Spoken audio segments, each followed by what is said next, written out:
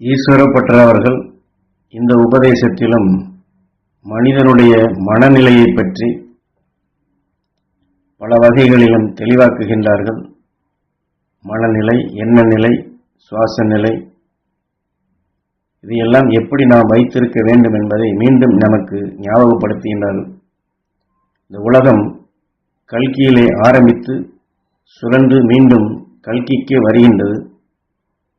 இதிலே வளர்ச்சி பெற்று வருபவர்கள்தான் கல்கியிலே அவர்கள் தொடர்ந்து வருகின்றார்கள்.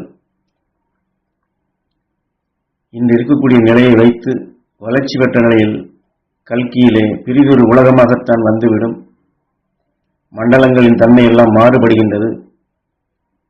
இப்பொழுது இருக்கும் உலகிற்கும் கல்கியில் வரும் உலகத்திற்கும் மாறுபாடுகள் உண்டு. மனிதனுடைய எண்ணமும் செயலும் அதுவும் மாறுபடுகின்றது. இப்பொழுது இருக்கக்கூடிய நிலையில் உயர்ந்த நிலையை பெற்று அந்த கல்கி என்ற நிலையை எய்துவதற்குத்தான் இந்த பாடங்களை எல்லாம் தொடர்ந்து கொடுத்து கொண்டு வருகின்றேன்.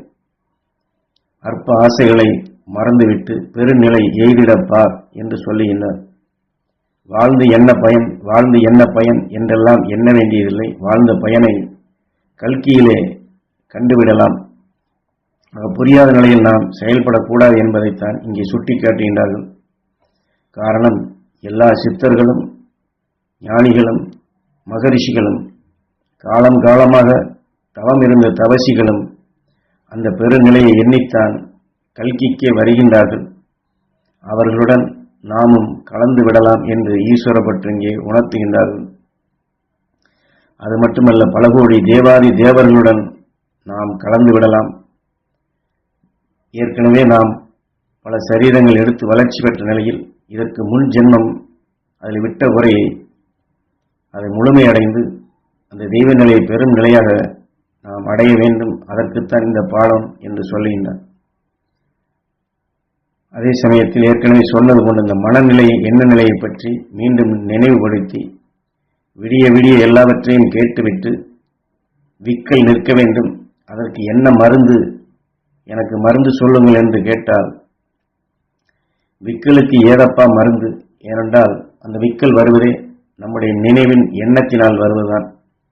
நினைவின் எண்ணத்தில் வருவதற்கு எப்படி நாம் மருந்து சொல்ல முடியும்? விக்கலுக்கு மருந்து இல்லை, என்னும் எண்ணத்திற்கும் மருந்து இல்லை, விடியும் விடிவிற்கும் மாற்று இல்லை.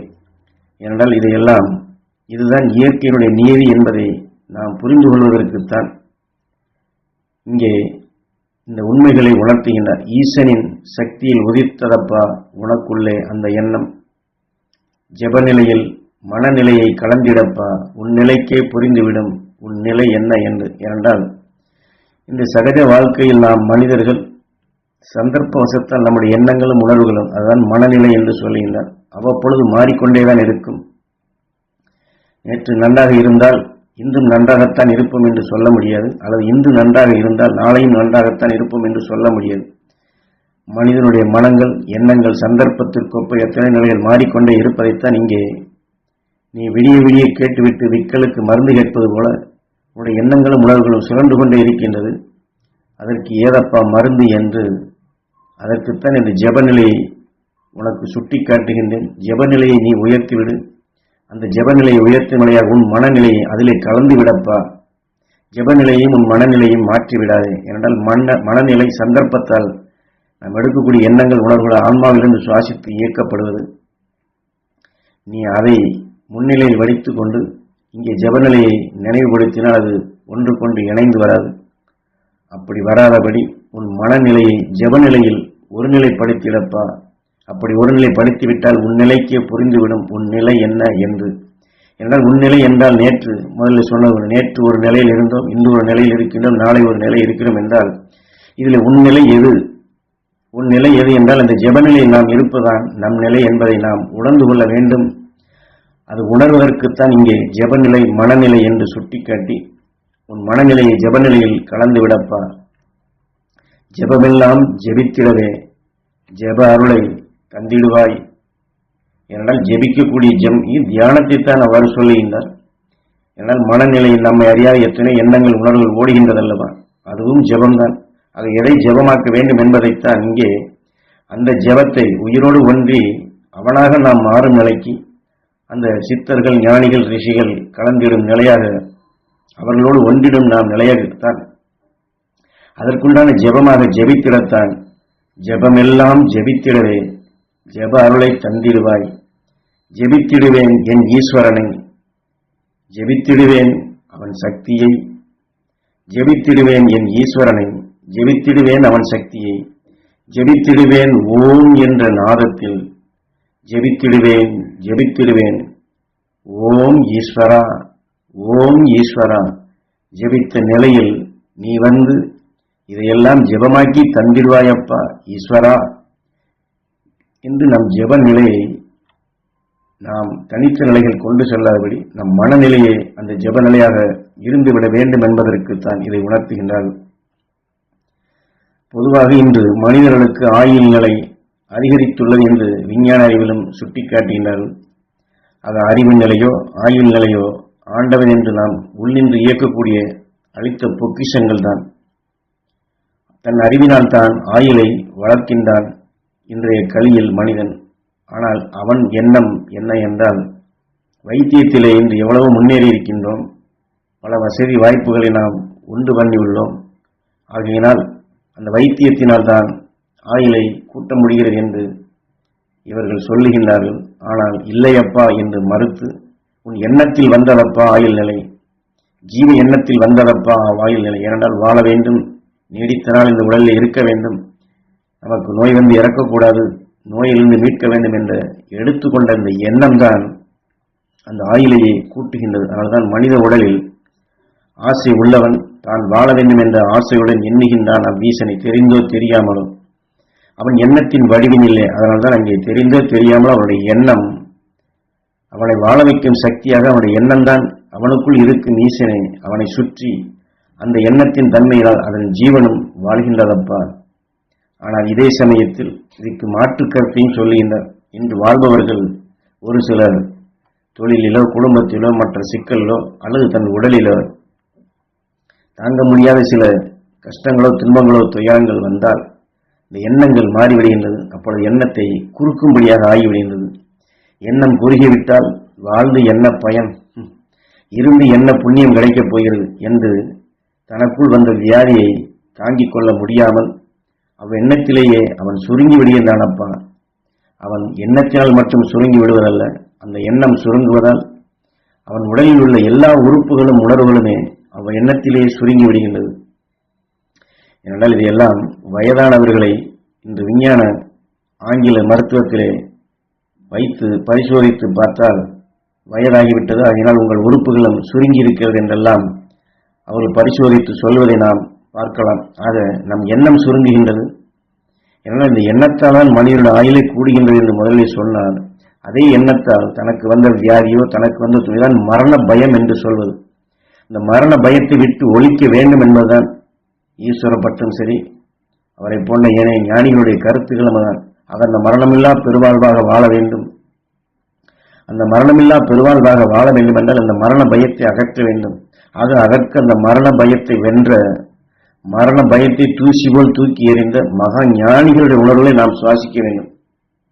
அந்த மகா ஞானிகள் இந்த மரண பயத்தை அகற்றி பழகியவர்கள், உயிர் எப்படி அழியாத நிலையில் இருக்கின்றதோ அந்த உயிரோடு ஒன்றியவர்கள். ஆக அந்த மரண பயத்தை நீக்கும் நிலைகளுக்குத்தான் இந்த உபதேசமே கொடுக்கின்றார். அது ஒரு மனிதன் ஆயுள் முடிந்து இறக்கின்றான் என்பது அல்லப்பா, அவன் எண்ணம் சுருங்கி, அதாவது எண்ணம் சுருங்கி மனம் சுருங்கி பெரும் பயத்தில் அவனுடைய உணர்வுகள் சோர்வடைந்து அந்த சோர்வின் நிலையில் தானப்பா அந்த ஆவி பெறுகின்றது. வாழ்ந்திட வேண்டும் என்ற ஆசை உள்ளவனோ வாழ்கின்றான் பல நாட்கள். உயிர் பிரிவது, உயிர் உடலை விட்டு பிரிவது என்பதெல்லாம் யமன் வந்து பிரித்து செல்வதல்ல, இவனுடைய எண்ணத்தாலும் சோர்வாலும் சோகையினாலும் வருவதே பல வியாதிகள். அவ்வியாதியில் உள்ளவன் அவனுடைய எண்ணத்திலேயே என் உயிர் பிரிந்து விடுமோ, நான் இறந்து விடுவேனோ, நான் நீடித்தால் இதில் வாழ முடியாதோ, என்னால் தாங்க முடியாதோ, என்னால் முடியவில்லையே, என்னால் தாங்க முடியவில்லை என்ற இந்த பயத்திலே தான் பிரிந்து செல்கின்றானப்பா என்று மிகவும் தெளிவாக சுட்டிக்காட்டுகின்றன. ஏனென்றால் இத்தகைய எண்ணங்கள் நமக்கு வரக்கூடாது. சோர்வும் சோகையும் தன் உயிர் பிரிந்து விடுமே, பிரிந்து விட்டால் என்ன செய்வது, நான் இறந்து விட்டால் என்ன செய்வது, நான் இறந்து விடுவேனோ, இறந்து விடுவேன் என்றெல்லாம் இத்தகைய பயம் நமக்கு வரக்கூடாது என்பதுதான் இங்கே தெளிவாக சுட்டிக்காட்டுகின்றனர். அதற்குத்தான் மரண பயத்தை வென்ற, ஏனால் மரண பயத்தை வென்ற ஞானிகளுடைய உணர்வுகள் நமக்கு முன் சுழன்று கொண்டிருக்கின்றது. அந்த ஞானிகள் உணர்வை நாம் எடுத்து நமக்குள் வளர்த்து கொண்டால் நாம் எந்த பயம் என்று ஈஸ்வரப்பட்டு இங்கே சுட்டிக்காட்டி, அதனால் உன்னுடைய எண்ணம் சுருங்குகின்றது, உன் மனம் சுருங்குகின்றது, உன் உறுப்புகள் சுருங்குகின்றது, சோர்வடைகின்றாய் என்று எதை சுட்டிக்காட்டுகின்றாரோ அதை மாற்றி அமைக்கும் நிலையாக மரண பயத்தை வென்ற மகரிஷியுடைய அருள்சக்தி நாங்கள் பெற வேண்டும் ஈஸ்வரா என்று மரண பயத்தை வென்றிடும் நிலையாக இத்தகைய உடலை நாம் எடுத்துக்கொண்டால், வாழ வேண்டும் என்ற அந்த ஆசை இருந்தால் தனக்குள் இருக்கும் ஈசனின் சக்தி நீ ஒருநிலைப்படுத்திடப்பா. ஆக நீ மருந்து சாப்பிட்டோ அல்லது மாயத்திலோ அல்லது உனக்கு ஆயுள் என்று ஜாதக பிரகாரமோ அது அல்ல உன்னுடைய வாழும் நாட்களை குறிப்பது, அல்லது உன் வாழும் நாட்களை அது கணக்கீடு செய்வதல்ல. மருந்தும் கிடையாது, மாயமும் கிடையாது, ஜாதகம் கிடையாது. உன்னுடைய எண்ணத்தினால் உனக்குள் இருக்கும் ஈசனின் சக்தியை நீ ஒருநிலைப்படுத்து. மரண பயத்தை வென்ற மகா ஞானிகளுடைய அருள்சக்தியில் நீ சுவாசி. உன் உடலில் இருக்கக்கூடிய எல்லா அணுக்களுடைய முகப்புகளிலும் அந்த மரண பயத்தை வென்ற மகா ஞானிகளுடைய உணர்வில் நீ சேர்த்துக்கொள். இதுவே நீ ஜீவித்த நிலைகள் கொண்டு, ஞானிகள் காட்டிய வழியிலே செம்மையான நிலைகள் கொண்டு செல்வதற்குண்டான மார்க்கம் என்று இதிலே உணர்த்துகின்றது. ஆக பிறப்பு இறப்பு இதெல்லாம் ஆண்டவனிட்ட பிச்சை என்கிறோம் அல்லது இயற்கை என்கின்றோம். எதுவப்பா பிச்சை, எதுவப்பா இயற்கை? ஏற்கனவே அணுவினுடைய பாடத்தையும் ஆவியினுடைய பாடத்தையும் எண்ணி பார்த்தால், நான் சொன்னதை நீ திரும்பி எண்ணி பார்த்தால் பிறப்பு இறப்பு எல்லா ரகசியமே உனக்கு புரிந்துவிடுமப்பா. இந்த ஜீவாதாரத்தின் பாடங்கள் உனக்கு புரிந்ததா? பிறப்பு இறப்பு என்பதை புரிந்து கொண்டாயா?